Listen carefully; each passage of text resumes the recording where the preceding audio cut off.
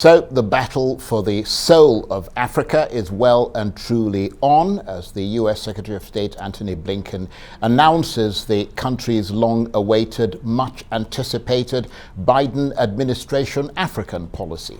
But beyond being clearly a battle for supremacy between Washington and Beijing, does the policy actually contribute positively to the growth and development of Africa? And with all the talk about democracy, human rights and good government, etc., are we back to the days of the US waving a big stick and acting as a sort of morality police leaping down on Africa from a great height? Well, in a moment, we'll take a compelling look at the policy and the political calculation behind it. But first, here's Antony Blinken setting out the Biden administration's Africa stall. What happens here in Nigeria is felt around the world. And that, in a nutshell, is why I've come to Abuja. The United States knows that on most of the urgent challenges and opportunities we face, Africa will make the difference. As we work to end the COVID-19 pandemic and strengthen global health security, we must work closely with the countries of Africa to build public health systems here that can prevent, detect, and respond to future emergencies. Because, as these past 2 years have taught us, none of us are completely protected unless all of us are protected. As the urgency of the climate crisis grows, our focus will increasingly be on Africa to solve an emergency that threatens our collective security, our economies, and our health. Here, where the potential for renewable energy is greater than anywhere else on the planet, we see not only the stakes of this crisis, but also its solutions. And that's the US Secretary of State there, Antony Blinken. Well, for his take on the Biden administration's new Africa policy, I'm joined now in the studio by Nigeria's former permanent representative at the United Nations, Ambassador Humphrey Orjiakor. Thank you very much indeed for joining us. And you've been at these things for a very long time. You understand the diplomacy, you understand the politics. He talked about health, he talked about climate crisis. That's just a snippet. Obviously, the speech was much more encompassing than that. What do you make of the so-called new Biden Africa policy? Thanks, Charles, for having me. Let me say upfront that America's interest remains the same. It hasn't changed.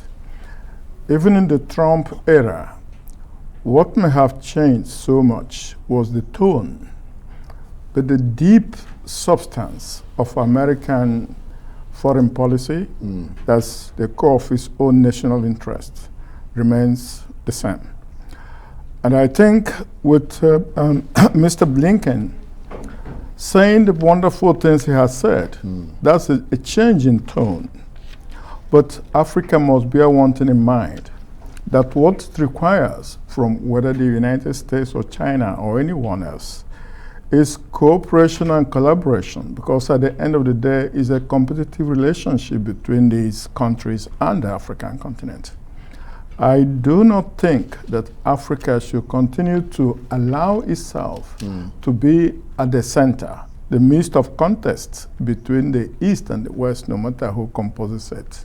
I think that's the first lesson I would draw from all the things Mr. Blinken has said here. The second one, this is general, is to avoid this tendency towards dependency on the part of Africa on whether it is China or the United States. When we say Africa has come of age, probably we should begin to think in those terms, that no longer should we be talking that we are neutral or non-aligned, or we should be standing on our own as a people, have a voice and a continental interest to protect and project in the world. So a relationship that avoids dependency, that insists on cooperation and collaboration, that is probably the message we want to hear from. And Blinken has done well by departing from the language of paternalism, from the language of dictating to us what is good for us and what is not good for us, to a language of we can dialogue. Nigeria is important, Africa is important, And if they can match it with policy in the United States itself, in the way they treat Africans and Nigerians, in the way they treat African governments, in the way they respond to collaborative efforts to uplift Africa's own interests in global affairs, then we have cause to say that Blinken's visit to Africa this time was a more successful departure from what his predecessors had done since 1999, when Nigeria came back to democratic ways of governance. That's a very interesting analysis. And you talked about this being at the heart of it, about competition with China, really, superpowers battling for supremacy. But even though it is to a considerable extent, I mean, I agree with you, competition with China, Mr. Blinken, though, and I think you pointed that out to some extent, sounded like he wanted it to be, in his own words, a race to the top, rather than a race to the bottom. In other words, if the two superpowers are competing, they might as well be competing and taking Africa up in that competition rather than wearing it down. In that sense, that's good for Africa, isn't it? It is good for Africa if rhetoric, if diplomatic rhetoric is matched by actual policies and policy actions. For example, the government of George W. Bush started the AGOA program, Africa Growth and Opportunity Act. That was contextualized in the form of foreign aid. Those are things Africa should begin to re-examine and say, let's renegotiate it. It should be seen as a program of cooperation, of collaboration, of sharing knowledge, particularly know-how. In fact, the relationship between us and them meaning both China and the United States, East and West, should no longer be a matter of give me. It should be a matter of let's cooperate, let's do things together, let's invest together. But to some extent he suggested he suggests that, but perhaps that's not realistic. The realism in it would be if we take something like AGOA, or take Nigeria had a binational commission with the United States. In fact, the binational commission was talking of, if you take away the issues of democracy, transparency, rule of law, stuff like that, it was talking about concrete things like energy investment, investment in energy. It was talking about development of agriculture and food security in Nigeria. It was also talking about things like know-how, equipping Nigeria and African partners with the technical competence to begin to do certain things for ourselves instead of always running to China or running to America for That's a basic very good things. point. Now, if the United States could take the AGOA thing and reprogram it, if it can be reformatted to work along this way. It was beginning to work that way until the Trump interregnum interfered. I know this for sure because I was part of the party that actually conceptualized and got this negotiated and signed in August 2010. And it was supposed to be the new direction of Nigeria, if you like, Africa, United States policy. It was interrupted and it took the form of paternalism and foreign aid and all of that again. Those haven't worked for Africa. I don't know that we should continue insisting on them. So in a relationship between China and the United States, competing and contesting for who's going to be the top dog, if Africa lends itself, we can only be instruments of one or the other achieving its objectives. What of Africa's own objectives? That's a very good point. And of course, just digesting that speech by Antony Blinken, I mean, it was a rather long list of things but very broad. I mean, rather than being very specific, he was talking in broad strokes. I mean, he didn't really put forward, as you pointed out, any new ideas, but instead he talked about things like a democratic recession, and the fact that Mr. Biden wanted to hold a democracy summit because this wasn't just an African problem but a global issue. Yes, indeed.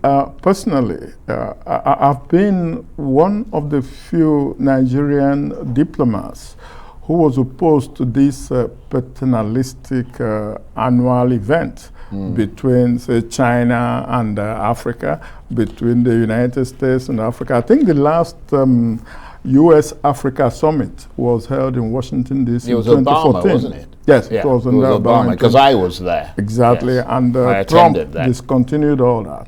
Much as I frowned against that, there is always a danger in looking at any international issue of this kind from one narrative. Absolutely. That is, those who think that it is such a bad thing having any country or group of countries, why don't you let the United Nations be the monitor, the one who looks at how states are operating?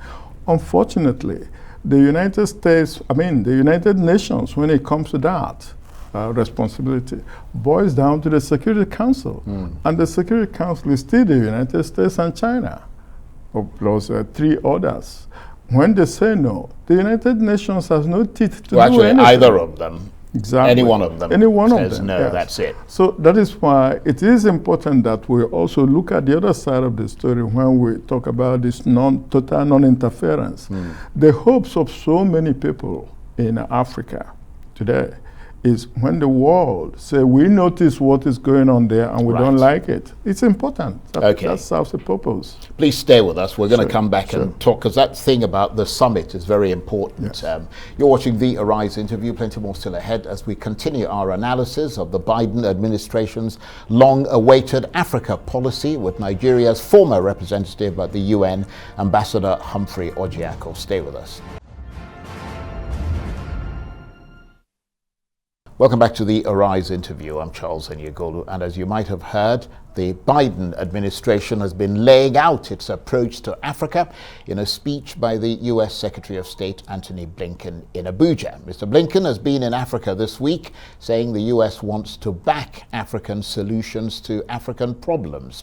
And to emphasize that point, he delivered the centerpiece speech of his trip at the ECOWAS headquarters, the regional multilateral security and trade organization. So is America now prepared to stop treating Africa as a subject of geopolitics and start treating it as the major geopolitical player it has become?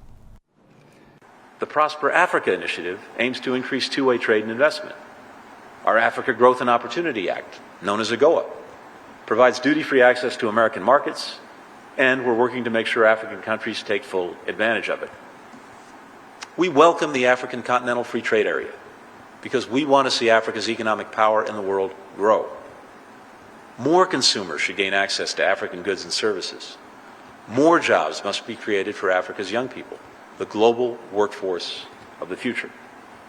And together, we can help shape the rules of the world economy to ensure that the benefits of trade are widely shared and do a better job of protecting our workers, our innovation, and our planet. The global minimum tax, which 130 countries have agreed to, is a strong step in the right direction. It will raise billions in revenues for countries and end the global race to the bottom that had corporations moving from one place to another to pay as little in taxes as they could. Finally, our commitment to inclusive growth is behind our Build Back Better World initiative, which aims to help close the global infrastructure gap. The need is staggering. It'll cost trillions of dollars a year to close that gap. But we have to act because infrastructure needs are holding back growth and opportunity in too many places. By meeting those needs, we can improve people's lives, strengthen economies, and protect the planet at the same time. And that's the U.S. Secretary of State Antony Blinken, and Nigeria's former permanent representative at the United Nations, Ambassador Humphrey Orjiakor, is still with me in the studio. Thank you very much indeed for staying with us. And before we went on break, we were talking about those summits. I mean, one of the announcements that Antony Blinken made was that they're convening another Africa summit.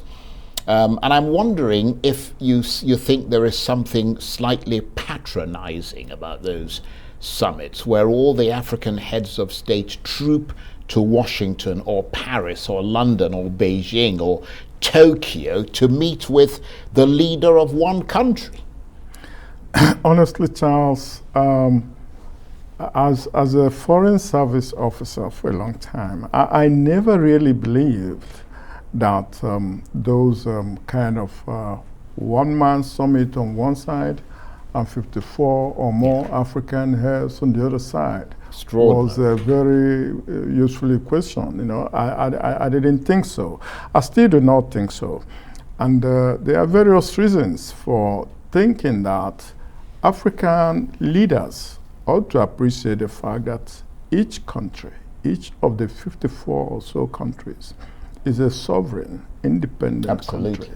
Yes, we talk of African unity, which is an aspiration, it's not a reality on the ground at the moment. So we should be thinking sovereign interest in the midst of African cooperation and collaboration, but not Africa as if Africa has a single foreign policy. And a single country. Or a single interest as one sovereign country, which should be discussed and agreed with in Beijing or in Washington or in Paris or anywhere else. So to that extent, I don't think so. And then we should also think again, what are the benefits so far of those kind of summits? If it is to preach to us, as the West does, on issues of democracy and its principles and uses, I think we should be mature enough now as sovereign countries comprising Africa to realize that democratic values and ethos are in our own best interest. We know what they are, and we should be mature enough to admit and begin to execute them. However, I do not deny the possibility that a country like the United States, which now admits the vulnerability of its own democracy, sitting in concert with us to discuss the difficulties, the challenges of democracy, and we learning lessons from each other, like what happened on January 6th, 2021 in Washington, D.C. Africa has a whole lot of lessons to learn from that. Whether the best way to learn it is congregate in Washington, D.C. and hear Mr. Biden enunciate them one by one, like the strength of American institutions, like the strength of American citizens who are appointed by President Trump to oversee certain important decisions. And they took decisions that were in the interest of the American Constitution and not in the interest of Mr. Trump. To that extent, if that's the platform to exchange such knowledge, appreciate such understanding, and learn the lessons involved, I'm all for it. But if it is so that we can collectively negotiate American aid to Africa and so on, I don't think that's a good equation. The problem, of course, is that many heads of state are quite happy to negotiate that aid because they're literally, panting for the money, aren't they? The thing about the usefulness of such aid is still open to debate. Never mind that if the last time in China, I think some $60 billion was committed. Now, to make a comparison of that with what comes from the West and say, oh, China is our best friend. We keep going back to this. Or because China gives us money to spend without asking for any conditionalities. But there are many hidden conditionalities, some of them technical, some of them manpower provision and so on. They exist. Maybe those don't exist in the West end. However, what is important is we should take a look at the full picture. Because as things stand in terms of global economics and the economy today, African countries, Nigeria in particular, can isolate one factor, diaspora remittances. When we say diaspora remittances, the word diaspora gives a cloak, gives a cover to the people providing this money. Do they live in China? Do they live in Beijing? Do they live in Washington, D.C., in Houston, and so on? If we do the math, we'll find out there is need to improve, grow our relations with the West. The same way we now have to assess and keep reassessing our growth and relations with China. Let me just bring one more thing in, because we've got less than a couple of minutes left.